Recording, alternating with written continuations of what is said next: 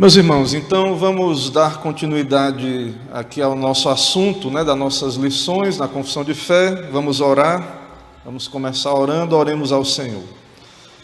Senhor, eis-nos aqui na Tua presença, no Teu santo dia, Te louvamos, ó Deus. Senhor, nos acrescenta hoje mais um dia, mais uma semana, e também nos dá a oportunidade de Te servir na Tua casa, Te buscar, meditar na Tua palavra, nos Teus preceitos. Estamos aqui, ó Pai, pela Tua graça, recebe esse tempo dedicado a Ti. Também pedimos que o Senhor nos alimente espiritualmente, ó Pai. Usa a instrução desta classe, esses assuntos doutrinários da Tua palavra, que o Teu Espírito esteja conosco, nos iluminando, falando ao nosso coração, que possamos, ó Deus, receber graça nessa manhã e que o Senhor abençoe, ó Deus, esse conteúdo que vem de Ti, da Tua verdade, que seja um conteúdo que venha a ser para a glória do nome do Senhor, Pai, que seja conforme a Tua palavra também. Perdoa as nossas faltas, recebe-nos. É o que pedimos em nome de Jesus, oramos. Amém. Não sei se está tendo uma microfonia, está tendo, né? Acho que tem que virar um pouco aqui a caixa. Irmãos, então vamos seguir aqui o nosso assunto.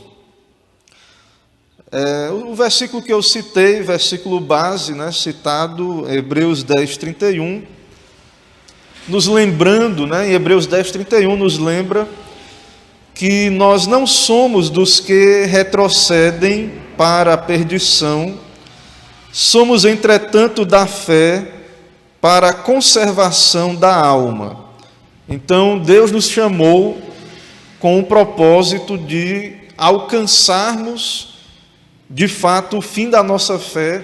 Nós vamos ver aqui na confissão que a fé é um dom de Deus, nós já vimos. Então, o Senhor é o autor da nossa fé e o consumador. Então, o Deus que nos deu a fé, que nos chama a fé, que nos chama a iniciar essa caminhada com Ele, é o Deus que nos preserva e é o Deus que nos leva ao fim, o objetivo final, a vitória final. Então, a garantia da vitória para nós é certa, porque Deus é quem vai nos sustentar e nos conduzir.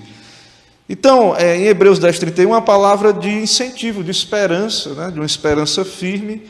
Deus nos dá o testemunho do Espírito, que Ele já nos deu a fé salvadora. Nós não somos dos que retrocedem, mas os da fé para a conservação da alma. Hoje, então, nós vamos conversar sobre a seção 2 e 3, encerrando esse capítulo da fé salvadora. Então, vou começar lendo a seção 2 e os versículos citados antes de expormos o assunto. Irmãos, a confissão de fé, então, na seção 2 do capítulo 14, está registrado lá assim: por essa fé, o cristão, segundo a autoridade do mesmo Deus, quem fala em sua palavra, crê ser verdade tudo quanto nela é revelado. Veja, preste atenção, perceba na leitura da confissão que os autores estão descrevendo aí que tipo de fé é essa salvadora. Que fé é essa? Qual a qualidade dela, a natureza da fé? Então, a fé que salva abraça tudo o que está registrado na Bíblia. Tem assuntos mais importantes e centrais? Tem. É claro que o essencial, irmãos, é abraçar Cristo, crer em Jesus, receber Jesus como nosso Senhor e Salvador. Mas a fé genuína não se limita nessa questão. Um crente verdadeiro, convertido, transformado, regenerado, ele vai amar, abraçar, ele vai desejar, conhecer e praticar toda a palavra de Deus, com a graça de Deus, é claro, com a ajuda de Deus. Então, tudo é verdadeiro. Nós que cremos, recebemos toda a Escritura como palavra de Deus, não é? A gente não escolhe um pedaço, qual as doutrinas ou as partes que nos interessam. Toda a Escritura, ela é preciosa para o eleito, todas as promessas de Deus, tudo que Deus deixou registrado para nós. E a confissão vai dizer isso, quando ela continua e diz assim, veja, primeiro crê em tudo, não só numa parte, e age de conformidade com aquilo que cada passagem contém em particular. Então não existe esse negócio de fé que não é praticante, né? Não existe a fé genuína, essa coisa do crente nominal, nós vamos ver aqui na aula de hoje, continuar vendo, enfatizar isso na aula de hoje. Então, a fé salvadora, ela tem frutos, ela vai operar, vai conduzir à obediência, e obediência completa. Esse negócio de converter pela metade, né? Não, o crente... É claro que nós estamos em santificação, processo de santificação. Mas, irmãos, a fé salvadora, ela vai desejar conhecer e obedecer toda a palavra, prestando obediência aos mandamentos, tremendo às ameaças. Então, a fé genuína teme as ameaças, teme a Deus, abraça as promessas para a vida presente e futura. Porém, os principais atos da fé salvadora são aceitar e receber a Cristo e firmar-se nele para a justificação. Então, o principal é o perdão, a justificação, é ter Jesus. Mas não para aí. Isso tem que ser enfatizado, porque, às vezes, no meio evangélico dos nossos dias, o que acontece é isso. As pessoas, aquela ênfase suprema na pessoa vir aqui, aceitar um apelo, receber Jesus, e pronto, acaba ali. Parece que, pronto, tá, zerou, não tem mais o que fazer, ela já aceitou Jesus e pronto. Não. Esse é o principal ato da fé salvadora. Mas não é só isso. E o discipulado, e o tomar a cruz, e o negar-se a si mesmo, e o estar buscando a reforma da vida em todas as áreas. Então, esse é um problema grave da igreja hoje, nosso, da igreja evangélica e da igreja em geral hoje. Parece uma coisa boa, né? A super ênfase. Claro que a gente quer que as pessoas se convertam. Claro que nós queremos que as pessoas venham a Cristo, sejam salvas. Mas nós vamos estar, muitas vezes, enfatizando algo que produz uma ideia equivocada, uma fé fácil. Torna a porta larga. O pessoal acha que é só vir aqui, aceita Jesus e acabou, e agora está tranquila. Ela fica sendo membro da igreja e pronto, está garantida a entrada no céu e acabou. E isso produz um cristianismo nominal. A pessoa tem um nome no rol da igreja, tem um nome de cristão, tomou uma decisão lá atrás em algum momento e ela não segue discipulado. Ela não nutre a sua fé, ela não busca a santificação, ela não é uma leitora da Bíblia, não treme diante dos mandamentos de Deus, não tem temor de Deus nenhum, não tem ética. E isso gera na igreja, em nós, essa dificuldade. E os ímpios lá fora olham para nós, então cristianismo é isso aí, então eu vou ficar aqui mesmo no mundo. É só isso aí, crente, elas não veem diferença entre o crente e o ímpio mais. As pessoas olham para nós e não vê seriedade, não vê temor de Deus, não vê autonegação, discipulado, seguir a Cristo, não vê, as pessoas não veem mais. E aí isso não é que é desculpa, né, para o ímpio, ele se endurece mais, ele é culpado pela dureza do coração dele. Mas às vezes eles olham para a igreja, eles olham para nós, e a gente acaba sendo motivo desse endurecimento, porque eles dizem assim, se ser crente é isso aí, eu vou ficar aqui mesmo. Crente orgulhoso, crente que é relaxado, que não tem compromisso com Deus, que quebra a lei de Deus e aí ainda usa a graça para se justificar a todo momento. Então, o pessoal lá fora vai dizer o quê? Então, se cristianismo é isso aí, estou muito bem aqui onde eu estou, obrigado. Né? Então, a igreja, Deus é soberano, Ele pode salvar, a igreja não sendo sal e luz, pode salvar porque Ele é soberano, mas Deus, Ele quer que sejamos sal e luz. Ele quer que as pessoas olhem para nós e vejam, não, existe algo diferente, existe esse negócio de vida transformada, existe santificação, né? Nós refletimos a glória de Deus. Então as pessoas, quando olham para nós, se realmente nós estamos crescendo em graça, não é sermos perfeitos, irmãos, porque nós não vamos ser aqui nessa vida, mas se as pessoas olham para a igreja e percebem que há um crescimento em graça, que as pessoas se tornam melhores quando elas se tornam cristãs, a igreja ela vai ter uma função de sal e luz. Agora, se as pessoas olham para a igreja e a pessoa fica pior, ela se torna crente e vira uma pessoa pior. Está acontecendo isso, as pessoas estão vindo para a igreja e estão se tornando pessoas piores, porque ainda usa o evangelho para justificar a sua vida ímpia. E aí as pessoas lá fora vão olhar para nós e vão dizer o quê? Então, é isso aí, né? Então, isso acaba, a igreja perde essa propriedade de ser sal e luz, certo? Versículos sobre a fé salvadora, né? Que falam dessa verdade de que a fé salvadora abraça tudo da Bíblia, tem vários versos aí. João 4,42, a mulher samaritana, ela diz na verdade, os samaritanos disseram à mulher samaritana, né? Já agora não é pelo que disseste que nós cremos, mas porque nós mesmos temos ouvido e sabemos que este é verdadeiramente o Salvador do mundo. Então aí é um exemplo de fé. 1 Tessalonicenses 2,13. Outra razão ainda temos nós para incessantemente dar graças a Deus, é que, tendo vós recebido a palavra que de nós ouvistes, que é de Deus, acolhestes não como palavra de homens, e sim, como em verdade é a palavra de Deus, a qual com efeito está operando eficazmente em vós os que credes. Então, Paulo lá em Tessalonicenses, o apóstolo Paulo está dizendo que aqueles irmãos receberam a palavra como palavra de Deus e estavam praticando a palavra. 1 João 5,10, aquele que crê no Filho de Deus tem em si mesmo testemunho. Aquele que não crê, aquele que não dá crédito a Deus o faz mentiroso, porque não crê no testemunho que Deus dá acerca de seu Filho. Tem vários versos aí, outros, né? Os irmãos podem depois, com calma, consultar cada citação aí, né? O mais famoso aí talvez seja esse último, aí João 1,12.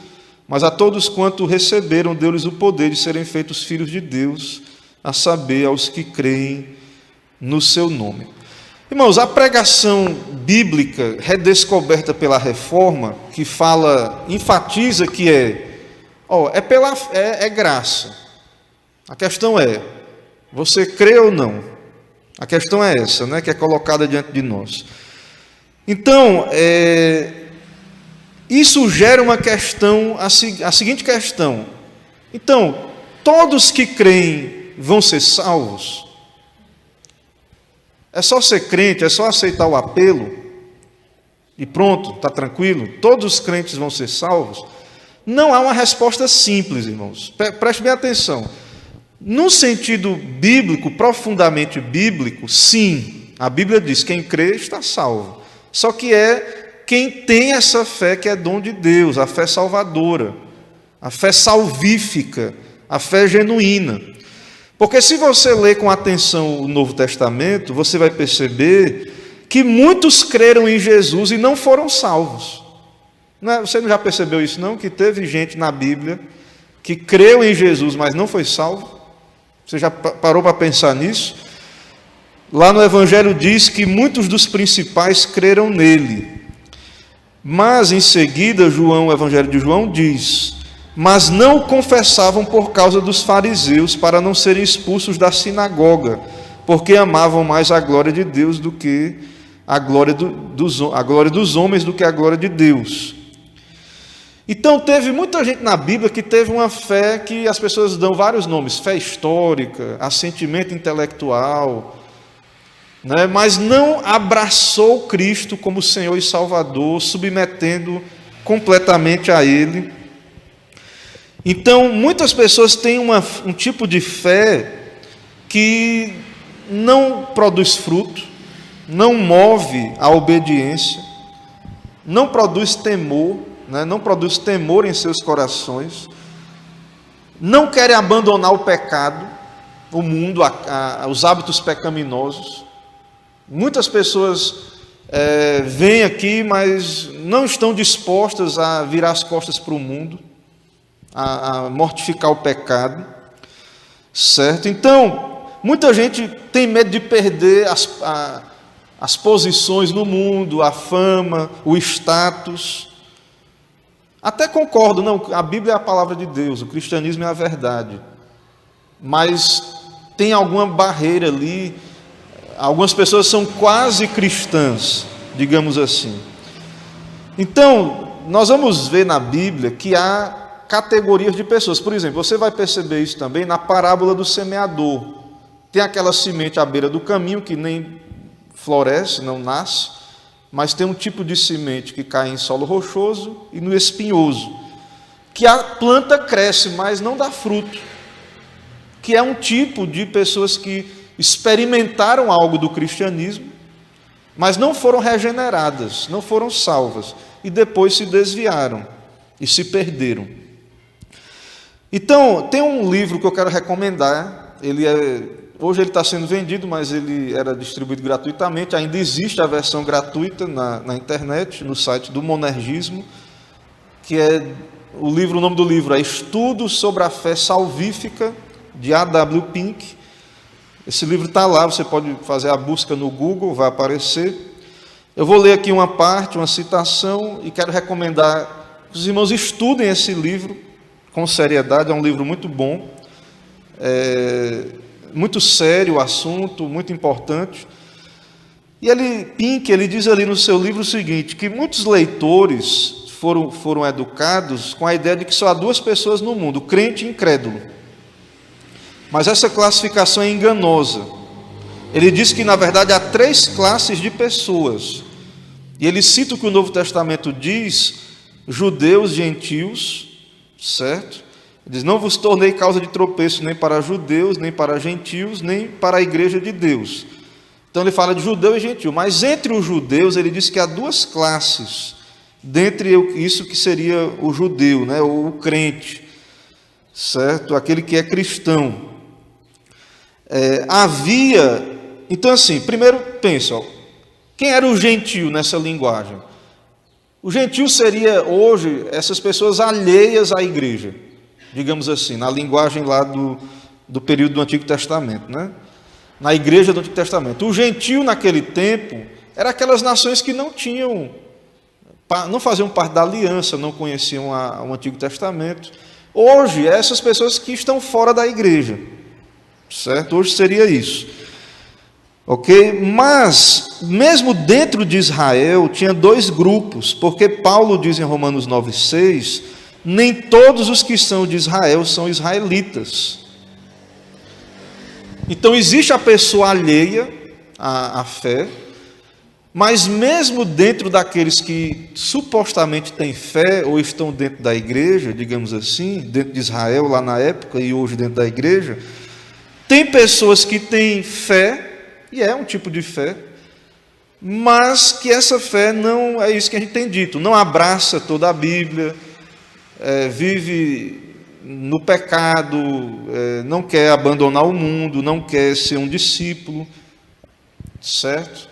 Então existe esse tipo de pessoa. E mesmo na parte que é crente, aí tem outro assunto que nós vamos ver mais na frente, né? Que é o grau de fé. Existem os crentes fracos também, que nós vamos ver mais na frente. Mas, então, diante disso, irmãos, nós vemos que é importante sabermos qual é a qualidade da fé que é exigida de nós, porque tem pessoas crentes que, de fato, não estão no número daqueles que são salvos. Pessoas que professam de boca conhecer Jesus, mas não experimentam a graça como deveriam. Lá no Sermão do Monte, mais à frente, se Deus permitir, nós vamos chegar lá, tem aquela passagem que muitos dirão naquele dia: Senhor, Senhor. Eles criam. Veja que eles chamam Senhor, eles professam. Em teu nome fizemos milagres, expulsamos demônios. Esse pessoal não é incrédulo, não é ateu, não, irmãos.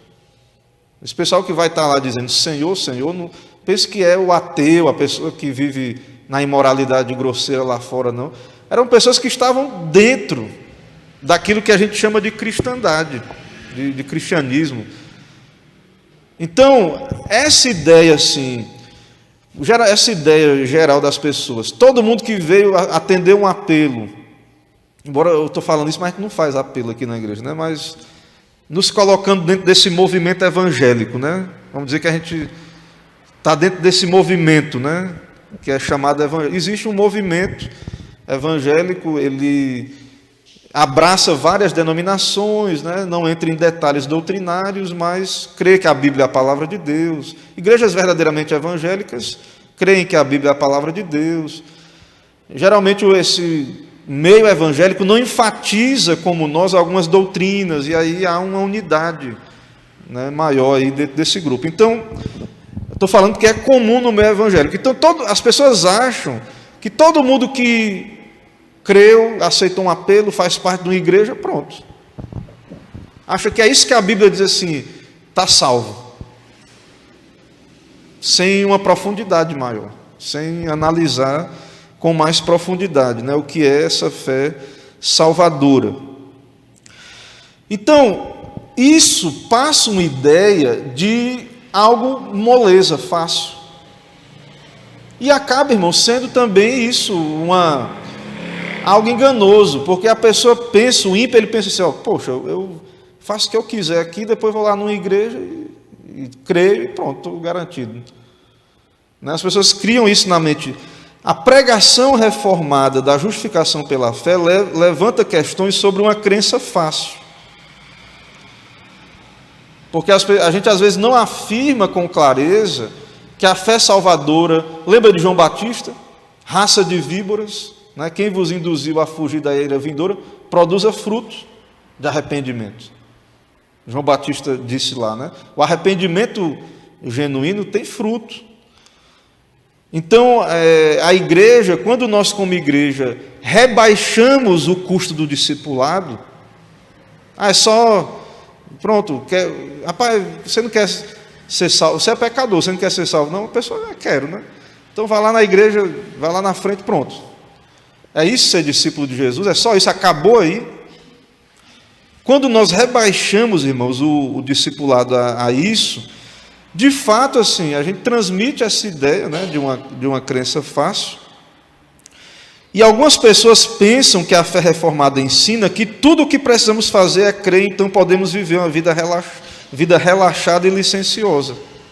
Então a gente pode transmitir uma ideia de que a fé, a justificação pela fé, a doutrina da graça, as doutrinas da graça, ela é correspondente a uma ideia de uma fé fácil, uma vida, uma desculpa para pecado, uma vida relaxada e coisa desse tipo, certo? E nós sabemos à luz da Escritura, e Tiago vai nos dizer, que Tiago nos lembra, né? Tiago 2,14, qual é o proveito se alguém disser que tem fé, mas não tiver obras, acaso pode semelhante fé salvá-lo? Uma pessoa que tem esse tipo de fé, sem arrependimento, sem frutos, sem discipulado, sem tomar a cruz, sem negar-se a si mesmo, sem mortificar o pecado, qual a diferença, né, dessa pessoa, como o Tiago vai dizer no capítulo 2, verso 19? Crê tu que Deus é um só, fazes bem, até os demônios creem e tremem. A fé dos demônios é uma fé demoníaca, né? Eles creem, eles sabem, o demônio não é ateu, não tem demônio ateu. Não existe demônio ateu, né? Eles caíram lá, eles viam a presença de Deus diretamente, se rebelaram, caíram, e agora eles não têm como se arrepender, mas eles não têm como negar a existência de Deus, eles creem muito bem em Deus, né? Tremem, mas isso não produz transformação. Então é possível pessoas que têm fé nesse sentido se perderem. Pessoas que têm fé, que é dom de Deus, fé salvadora, não vão se perder. Mas é possível pessoas Irmãos, aí levanta uma questão que é a seguinte: até onde alguém pode crer e ainda assim não ser um regenerado? Né? Isso é difícil. Até onde alguém pode ter uma fé que parece que a pessoa é um crente, e isso levanta questões de autoexame, né, para nós. Até onde alguém pode dizer, não, eu sou um crente e tal. E isso é muito sério, porque essa é uma questão de vida ou de morte. Se a pessoa estiver se enganando, estiver equivocada, se ela morrer se enganando, vai ser tarde demais. Então, nós como igreja, quando ensinamos essas questões, é uma questão de grande importância para que a nossa segurança seja uma segurança firme, para que nós estejamos prontos para morrer. A fé nos ensina a viver e a morrer. Nós vivemos com a perspectiva da eternidade. Vai chegar o dia da nossa morte. Vai chegar a hora. Então nós não podemos estar despreparados. Nós não podemos chegar naquele momento e não ter um fundamento firme. Temos que estar sobre a rocha.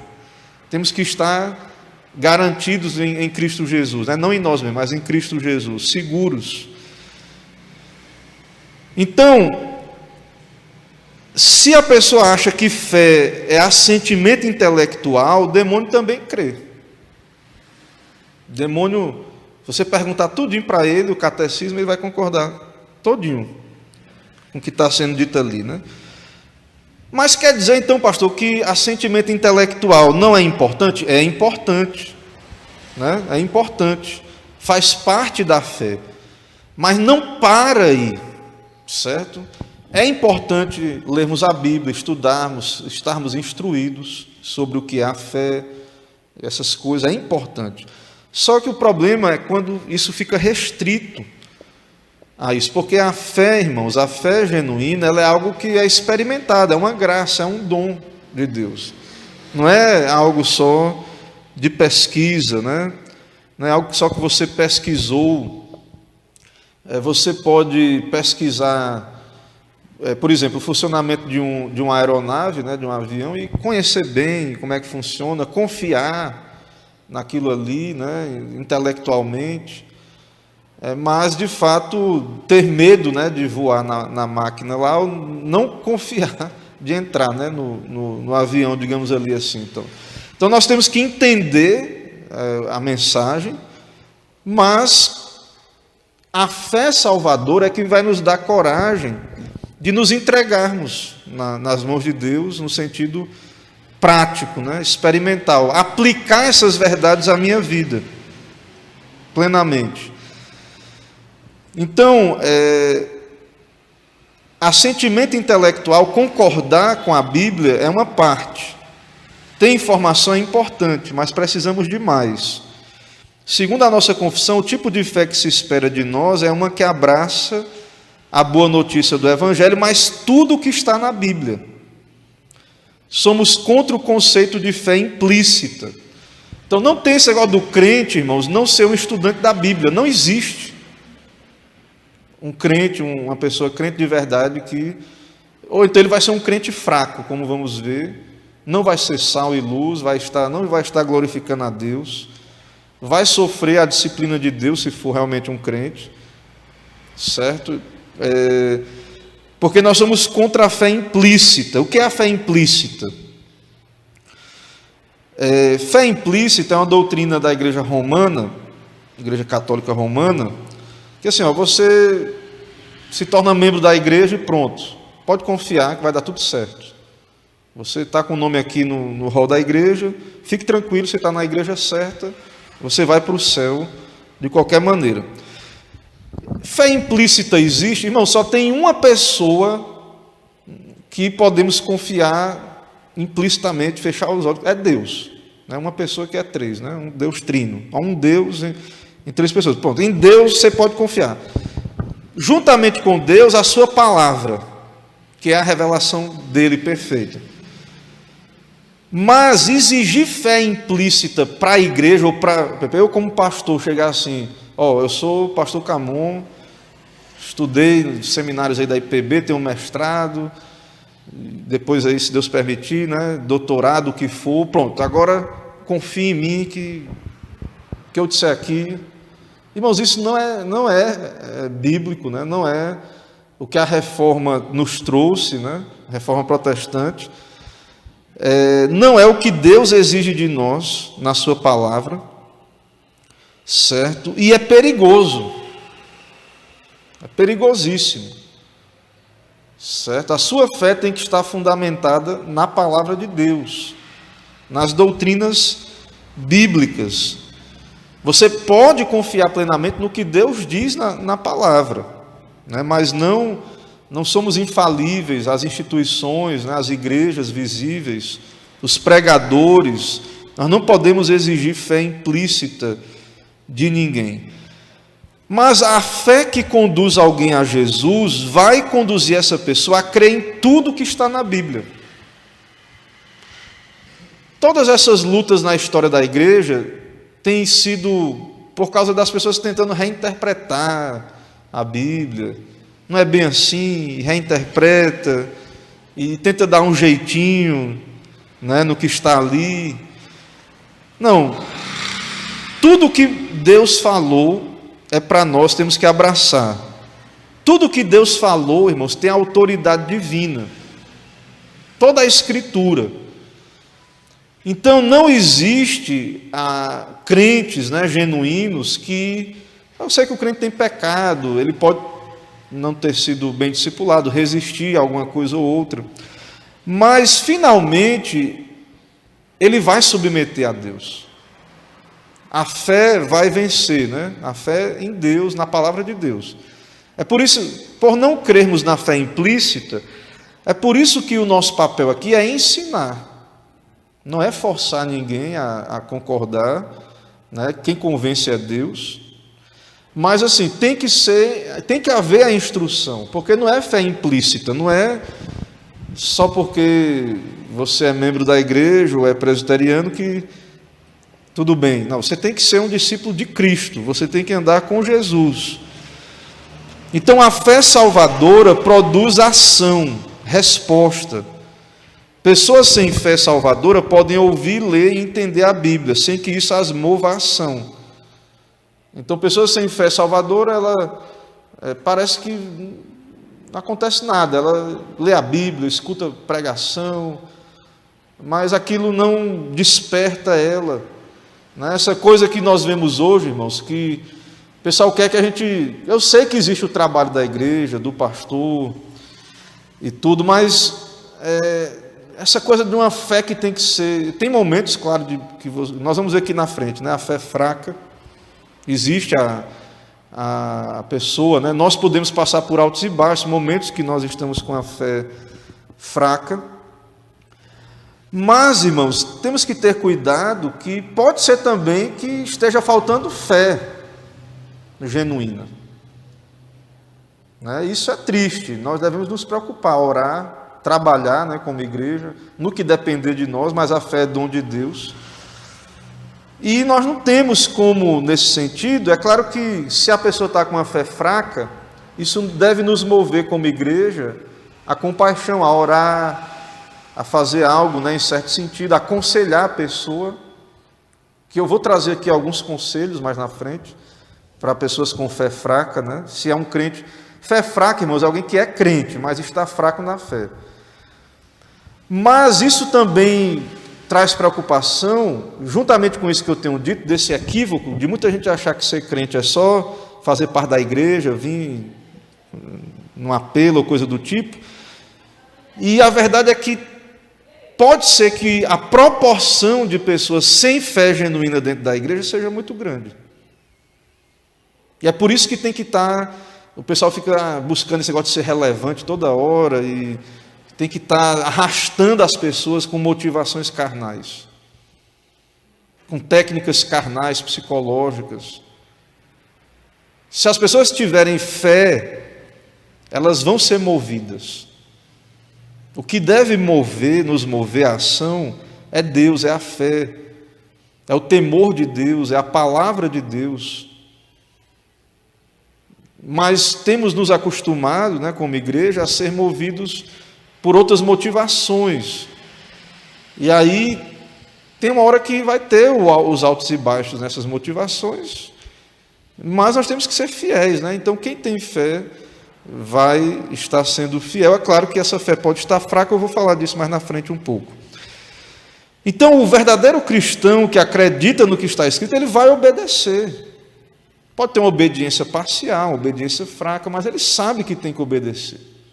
E o que move ele é a fé, é Deus, é o Espírito, é a consciência. Nós somos ovelhas, né? Mas Deus nos pastoreia, nós somos ovelhas, mas somos gente também. Deus nos pastoreia. O trabalho pastoral, se a pessoa está fraca na fé, o pastor vai chegar lá, não é para levar autoajuda, não, ele vai aconselhar. Meu irmão, o que é que você está fazendo? O que é que está acontecendo? Por que é que não está lendo a Bíblia? O que é que está acontecendo? Então, não vai ser motivações de autoajuda que vai ser levado lá. Não vai ser um coaching, né? O pastor não é um coaching. Ele é um cura de almas, né? Ele é um médico de almas. Ele vai chegar e vai analisar o que é que está faltando. Cadê? Está lendo a Bíblia? Está orando? Culto doméstico? Né? Como é que está? Você percebe tristeza quando peca? Percebe? Como é que está assim? Você tem prazer nas coisas de Deus? Mas por que não tem? Aí vai ser feita uma análise, né? Será que a pessoa está fraco na fé? Ou será que a pessoa nunca nem ouviu? Você lembra quando Paulo, acho que foi em Éfeso, quando ele chegou lá, aí perguntou assim, você receberam o Espírito Santo? Aí eles, nós nem ouvimos o negócio do Espírito Santo aqui, ninguém nem disse isso. Pode ser que na igreja hoje as pessoas nem ouviram isso que a gente está dizendo aqui, que existe isso. Nem sabe, que negócio é esse? Né? Que história é essa aí? Né? A gente nem sabia que tinha que ter esse tipo de fé aí que vem de Deus, que é dom de Deus, que move a ação, que produz fruto. Então, é isso que nós devemos entender. A fé salvadora produz ação em resposta à revelação. Eu já li isso aqui, né?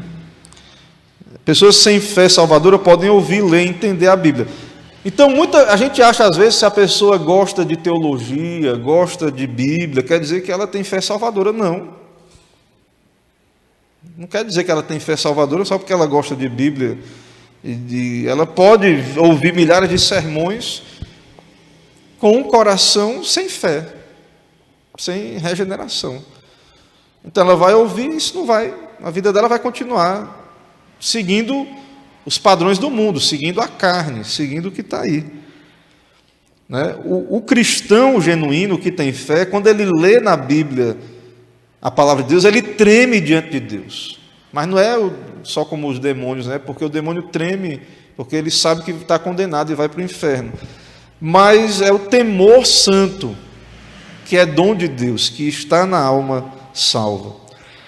A confissão de fé descreve os atos da fé salvadora que abraça as promessas de Deus. Então, a fé verdadeira abraça as promessas de Deus, mas os principais atos da fé são aceitar e receber a Cristo e firmar-se só nele para a justificação, santificação e vida eterna, em virtude do pacto da graça. Então, a fé genuína, em primeiro lugar, entende que só a justiça de Cristo salva, ele abraça Jesus para ser justificado, mas também para ser santificado. Muita gente quer Jesus só para ser Salvador, mas não quer como Senhor. Então a mesma fé que justifica, que abre os seus olhos para eu preciso de outra justiça, eu preciso ser salvo, ela vai continuar operando e o crente vai dizer, não, eu tenho que ser santificado, eu tenho que ser aperfeiçoado, eu tenho que nutrir a minha fé, eu tenho que ter comunhão com Deus, eu tenho que ler a minha Bíblia, eu tenho que ouvir pregadores fiéis, eu tenho que cultuar Deus. Então, a mesma fé que é para a pessoa ser salva, ela tem que continuar manifestando sua existência e vida, porque nós abraçamos Jesus não só para ser perdoado, mas para ser santificado. Então, se a pessoa não quer ser santificada, tem alguma coisa errada. com essa fé. Certo? Irmãos, eu vou parar a primeira sessão aqui e perguntar se tem dúvidas, perguntas, comentários. Deu para entender mais ou menos aí a ideia? Então é algo que eu quero que os irmãos pensem nisso, reflitam sobre isso, meditem. O livro que eu recomendei vai ajudar o irmão. É muito mais detalhado do que essa aula, né? É uma literatura bem detalhada, estudos sobre a fé salvífica, né, da W. Pink, baixe lá, tem gratuito, leia, medite nesse assunto, ore a Deus e veja se é assim ou não as coisas, né? Não é fé implícita. Não estou dizendo que você tem que acreditar, porque eu, a Igreja Presbiteriana, os reformados estão dizendo isso. Então, ore a Deus, estude, peça a Deus sabedoria. E se as coisas são assim, tem muita coisa errada, né? E a gente tem que mudar completamente a nossa postura com relação a muita coisa. Mas primeiro isso tem que ser entendido, e aí o Espírito é quem vai fazer descer para o coração a seriedade dessas coisas. Então, recomendo aos irmãos fazerem esse exercício, certo? Sim, minha irmã. Pode dizer, minha irmã Mônica.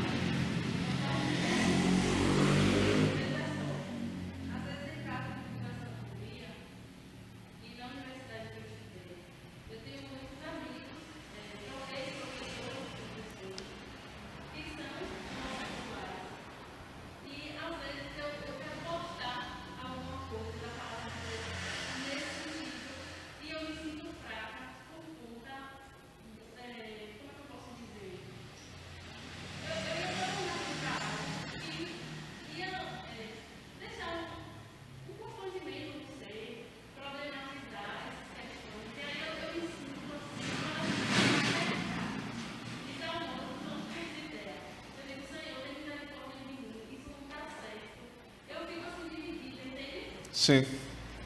E aí isso me faz mal. E eu quero fazer isso, mas eu não consigo. Por que eu não consigo? E aí eu começo a coisa. Por conta desse ambiente, para não ficar, não sei como eu digo, mas é algo sufocante que me deixa. Mas a mensagem, irmãos, é justamente assim. Não é, a gente não tem que pegar assim a questão. É um pecado, o homossexualismo e tudo, mas é isso.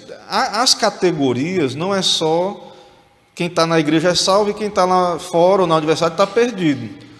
Então, independente do pecado ou do lugar onde a pessoa esteja, se ela não tem fé salvadora, ela pode até ser uma pessoa que não tem nada escandaloso na vida, é heterossexual, é conservador nos valores, mas se ela não é regenerada, ela está perdida igual, pode até congregar numa igreja. Então, a questão que tem que ser clara é isso, que não é uma questão geográfica, né? Ou de vocação, ou de... A questão é uma questão que a pessoa está perdida, essencialmente porque ela não tem fé salvadora. Agora, a fé salvadora vai levar a pessoa a se arrepender e a mudar essas coisas. Então, se a pessoa vive no homossexualismo, alguma outra prática aberta desse tipo, ela está dando evidências de que não é um crente, possivelmente não é mesmo, ela não deve professar, porque você está dizendo que é no ambiente universitário. Então, a questão, assim, eu acho que a nossa mensagem tem que ser mais clara. Eu acho que se a gente comunicar com mais clareza, eu acho que as pessoas lá fora elas vão entender. O problema é que o difícil, eu acho, é porque elas já pressupõem que é uma questão de ódio, elas já pressupõem isso, né? E aí quando você ouve uma coisa com preconceito, geralmente é ruim, né? Você já tem várias defesas ali. Então, irmã, realmente assim, é um desafio, né? Evangelizar nesses ambientes, é um desafio. E que vai exigir mais, realmente assim, mais conteúdo, mais clareza, que a pessoa ela tenha paciência para lhe ouvir, né? Então, isso. Mas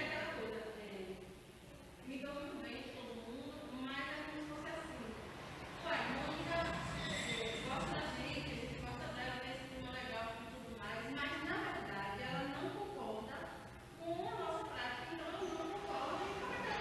Eu acho assim, que você deve esperar, orar a Deus e esperar a oportunidade, a porta certa, entendeu? Você não tem que ficar achando que, assim, como Deus é soberano, você ora, se prepara.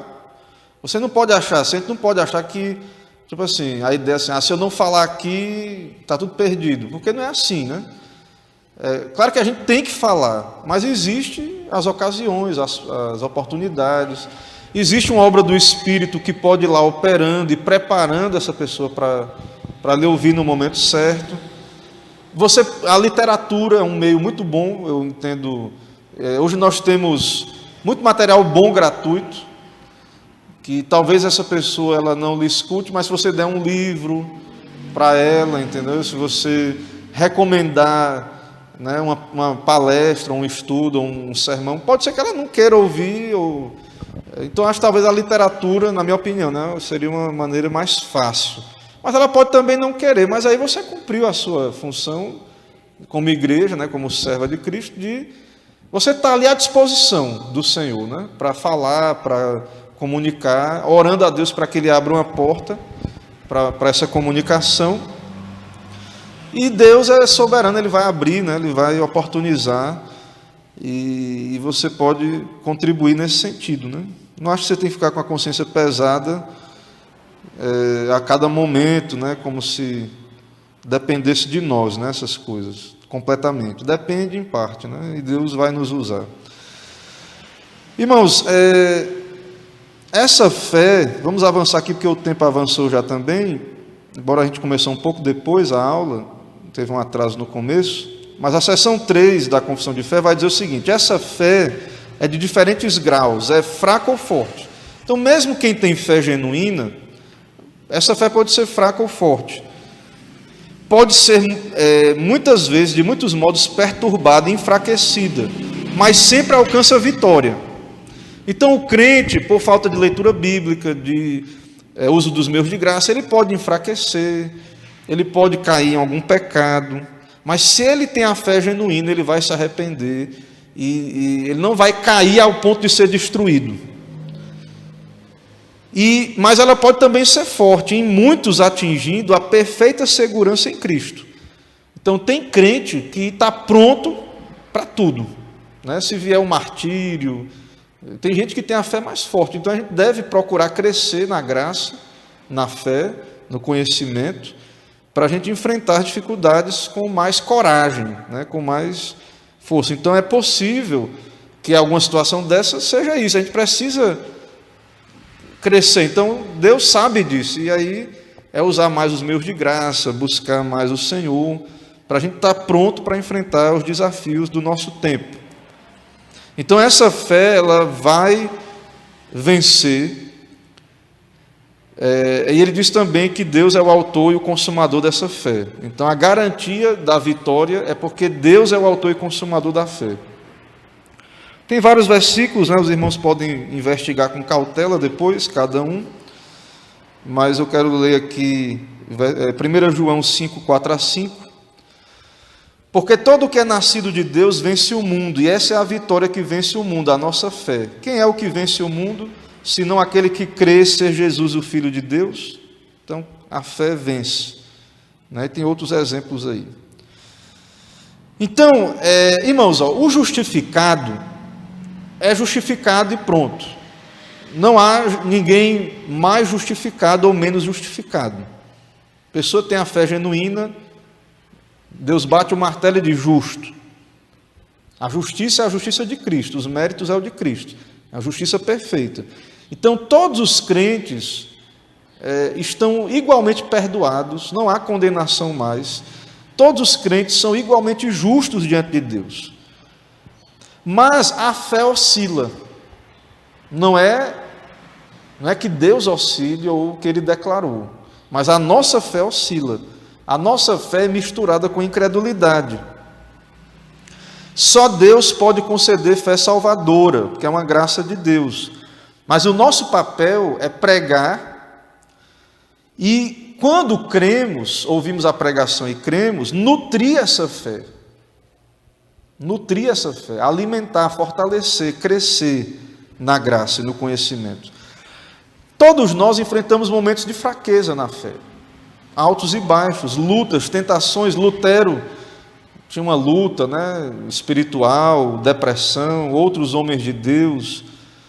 Todos os crentes têm momentos que os teólogos chamaram na história de noites escuras da alma, né? Crises, dificuldades, desânimos. Mas a fé genuína sempre vence. Veja Pedro, né? Negou a Jesus. Há um potencial no crente para cair em pecado. Vê o caso de Davi, adulterou, assassinou, mas era um crente, a fé venceu, ele não se perdeu, ele não se desviou. Então a fé genuína, irmãos, sempre vence.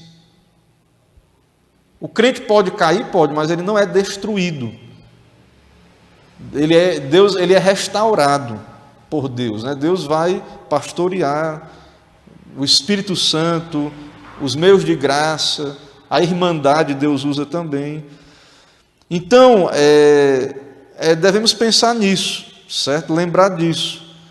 Mas isso não é desculpa, a gente saber disso, não é desculpa para pecar, porque o crente, é como eu disse, a fé genuína produz temor de Deus. Isso é um momento de oscilação, quando a fé está fraca. Mas nós não devemos desejar viver fracos na fé, certo? Isso não é bom para nós, certo? Então, a fé é dom de Deus, Deus vai confirmar essa fé, certo? Ele vai nos sustentar até o fim, Ele é a nossa garantia. Mas para concluir a lição de hoje, eu quero recomendar um segundo livro e ler algumas partes desse material, e eu concluo com isso. Irmãos, existe um outro livreto que eu quero recomendar aqui nessa manhã, que é um livreto chamado Conselhos para Crentes Fracos. O autor é um pastor puritano chamado Richard Baxter. Esse livro é traduzido pela editora Knox Publicações. Essa editora é da Igreja Presbiteriana Central do Pará, onde o pastor Paulo Anglada pastoreou. Eles têm uma editora, e esse livro tem Kindle e físico também. É um livretinho, R$7, uma coisa assim. Certo? E Baxter é um pastor, ele está dando conselhos para crentes fracos, né? Fortalecer a fé. Então eu recomendo o livro. Esse material é um livro muito bom para meditação, é um clássico. Em que sentido? Vale a pena você comprar, porque assim, você pode ler um livro como esse várias vezes. É um livro que vai trazer meditações. Aí lá na frente é tipo um remédio. De vez em quando você não adoece, tem que tomar o mesmo remédio de novo, né? Tem livros, irmãos, tem assuntos que são como remédios. Aí você toma aquele remédio, fica sadio, aí depois daqui a pouco você adoece de novo. Aí você tem que lembrar daquilo de novo. Então esse tipo de livro é bom você ter na sua família, na sua casa, em tempos de desânimo, de oscilação da fé, você lançar a mão e ler, né, esse tipo de material. Então, alguns conselhos aqui. Em primeiro lugar, um conselho certifique-se que o fundamento da sua fé foi bem estabelecido, tanto na cabeça quanto no coração.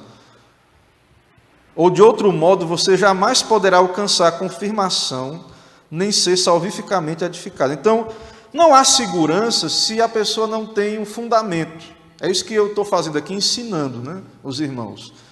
Então, não adianta você falar em segurança, uma fé forte, se a pessoa nem é regenerada, se ela nem é crente de verdade. Primeiro ela tem que se arrepender e crer. Ela tem que voltar para o fundamento. Você não constrói um prédio sem lançar o fundamento. Então, primeiro é o básico, né?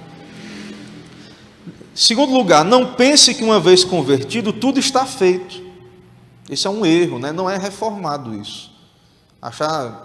O pessoal cita uma vez salvo, salvo para sempre, como se nós afirmássemos, como igreja reformada, que acabou, não tem mais nada a fazer. E não é isso.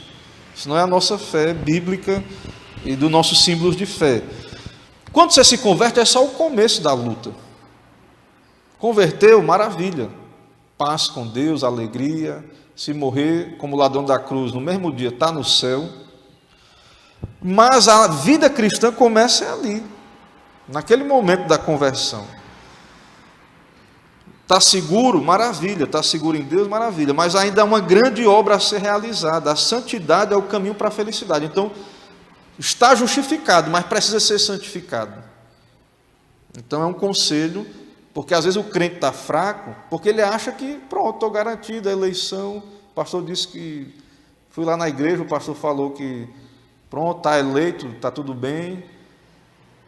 E aí a pessoa não acha que não precisa mais usar os meios de graça, ler a Bíblia, buscar crescer, se esforçar para buscar santificação.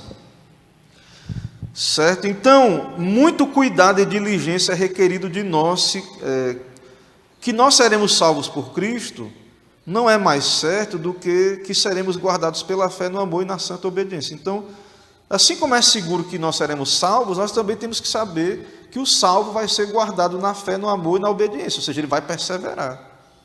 Não é só, creu e acabou, e vou ficar tranquilo, relaxado, e vou para o céu sendo carregado, né, numa maca. Não. Então, temos que lutar. Não pense que uma... já li isso aqui.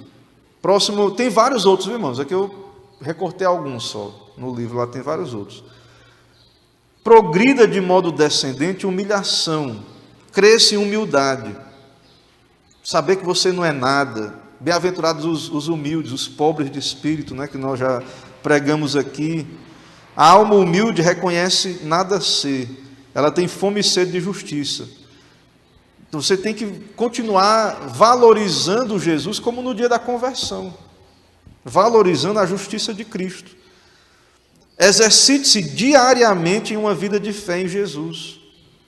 A pessoa quer ser crente, e aí Deus está lá, o pastor está pregando, e aí a pessoa está fraca na fé, está enferma, e aí acha que a igreja não está, vai para a igreja, não sente nada.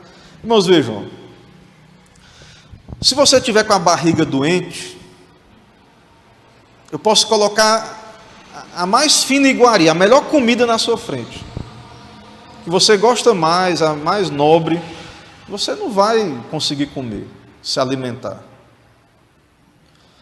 A mesma coisa é com relação à questão espiritual. Eu posso preparar e me santificar, ser um instrumento de Deus, trazer o melhor sermão. Se você estiver fraco na fé, enfermo, esse pão, esse alimento não vai ter efeito na sua vida. E aí não adianta você apenas ficar culpando os ministros. Certo? Não adianta. Então, às vezes, o problema é que nós estamos enfermos realmente. E aí o conselho pastoral exercite-se na fé. Medite A pessoa ouve o sermão e pronto, aí volta para a semana, nem lembra mais do que foi dito. Não medita. Não tem devocional, não separa tempo para ler um livro, não ora, não busca a Deus na vida particular.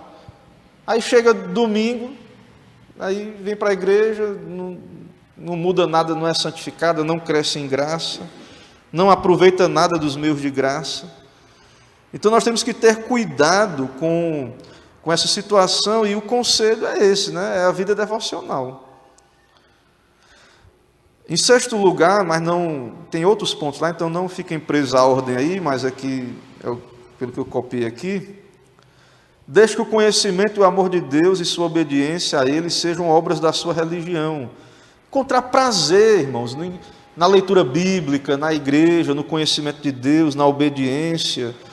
A gente fica esperando que o pastor vai ter que ser um coach, ficar motivando todo. Você tem que fazer esse exercício,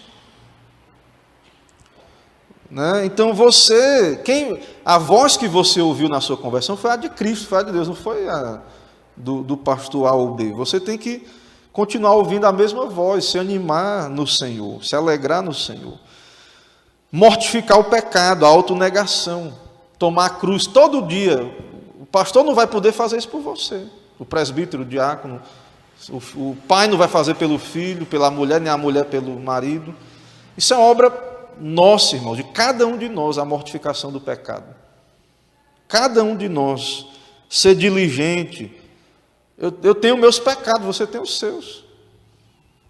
Eu tenho que carregar a minha cruz, você tem a sua cruz para carregar. E eu tenho a minha, e cada um tem a sua. Então, assim, não tem como eu carregar a cruz de todo mundo aqui, não dá. Você tem o seu pecado que está lhe impedindo de crescer na graça e no conhecimento do Senhor. Deus está lhe dando a palavra, os meios. Você tem que agir com a bênção de Deus. Então, lutar contra o amor próprio, o orgulho, a cobiça, a iniquidade. Lute. Considere os seus desejos carnais corrompidos como o maior inimigo. Mortifique a natureza pecaminosa. Não tem como ninguém fazer isso por outra pessoa, não, irmãos.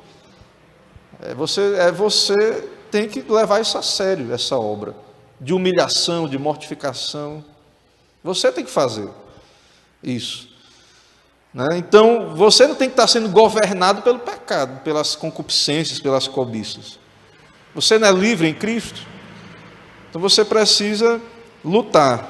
Fique atento para que você não ame o mundo ou qualquer coisa que nele há. O amor ao mundo. Você tem que resistir a isso. Não ameis o mundo nem as coisas que há no mundo. Valorize todas as coisas terrenas conforme elas conduzem ao serviço do Mestre. Muita coisa boa, mas o propósito das coisas boas é você ser um servo melhor de Cristo.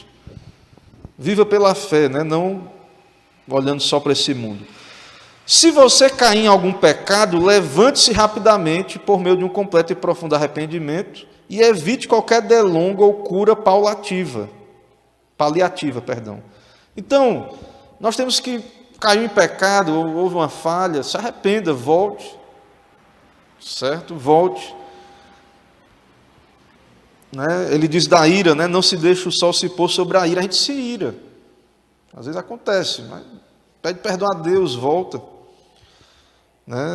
Busque a Deus, viva como, e aqui acho que é o último, viva como com a morte continuamente diante dos seus olhos e se prepare para isso. Quando é que ela vem? Pode ser mais rápido do que a gente imagina, mas ela vem de qualquer maneira, se Jesus não voltar. Então o crente, irmãos, ele tem que viver se preparando para isso. Nós temos que estar prontos. Se for necessário, morrer, chegar, ela vai chegar, ou morrer por Cristo, em algum sentido. Não se prometa vida longa. Olha o conselho do pastor Richard Baxter, conselho pastoral. Não se prometa vida longa. Porque quem foi que disse que você vai... É claro que isso não é esperança, eu vou viver 80, 120. Tem gente que quer, como o pessoal diz aí, ficar para a semente, Então, assim, tem gente que fica se alimentando dessas ideias de que vai viver muito. Quem é que sabe? Não se prometa vida longa. Não pense na morte como se estivesse muitos anos adiante, mas como se à mão. Não fique pensando que vai demorar tanto, não. Assim. Se demorar, bênção, Deus está lhe dando mais tempo para viver aqui. Mas viva como se fosse vir logo a morte. Pense no que será necessário para a sua paz e conforto naquele momento. Se fosse para morrer hoje, como é que seria? Se você, a notícia, tem um dia de vida, tem uma doença, um dia de vida. Você estaria pronto, preparado? Irmãos, essa preparação tem que ser a gente não tem que ficar esperando isso, não. Já está acontecendo agora. Você está se preparando agora. Entendeu? Às vezes quando o pessoal que faz vestibular, esses negócios, concurso, às vezes ele faz, aí não passa. No outro dia ele tem que estar se preparando já, E a morte é uma coisa certa, o edital já está aberto, sempre, Então, todo mundo aqui é candidato à morte já. Então, se prepare, certo? Se prepare. Disponha a sua vida para isso, prepare-se. A única coisa certa é que você vai morrer se Jesus não voltar. Então, por que tem tempo para tudo, Tanta coisa tem tempo. Aí, 2, 3 horas, 4, 5 horas por semana para ouvir uma pregação, para estar na igreja, não dá. É cansativo. é complicado, o pessoal quer demais, o pastor quer demais de mim, exige muito, o negócio de ser crente dá trabalho, né? Tudo é difícil. Então, irmãos, nós temos que nos preparar para a morte, certo? Então, eu espero que esse estudo, né, seja um incentivo aos irmãos à meditação na questão da fé salvadora, fé salvífica, nessas questões, e eu estou à disposição, irmãos, para a gente conversar, tirar dúvidas, um aconselhamento, um diálogo, né? Eu estou à disposição dos irmãos, a gente está vivendo esse tempo aí, pela manhã, eu sei que os irmãos trabalham e tal, eu sei que nem todos podem, às vezes, tirar um tempo, mas eu estou à disposição, pela manhã, às vezes eu estou aqui, a gente pode marcar outro horário, se for uma irmã, a irmã da Arcleide também está à disposição para estar conosco, mas assim, é necessário que os irmãos entendam assim, que existe algo que é fruto, né, dessa meditação, que os irmãos têm que estar conscientes, né, do que Deus tem para os irmãos e estar buscando, com a ajuda de Deus, experimentar e viver essas realidades. Dúvidas, o tempo já passou muito, né? Eu acho que talvez não seja nem bom a gente ainda... Então, próxima lição, os irmãos tragam as dúvidas. Vamos orar. Senhor, muito obrigado porque aprendemos um pouco mais nessa manhã. Também meditamos, ó Deus, em assuntos espirituais. E isso é bom, ó Deus, no teu dia, pensarmos nessas questões. Ó Deus, que o teu Espírito esteja operando, ó Deus, aplicando, quebrantando o nosso coração e nos animando, ó Deus, a viver a vida cristã, perseverando, tomando a cruz, negando a nós mesmos, crescendo na graça, no conhecimento do Senhor. Toma essa igreja em tuas mãos, cada irmão, faz a tua obra, ó Pai, vem o teu reino sobre nós. É o que pedimos, oramos em nome de Cristo. Amém. Irmãos, vamos em paz até a noite, se Deus quiser.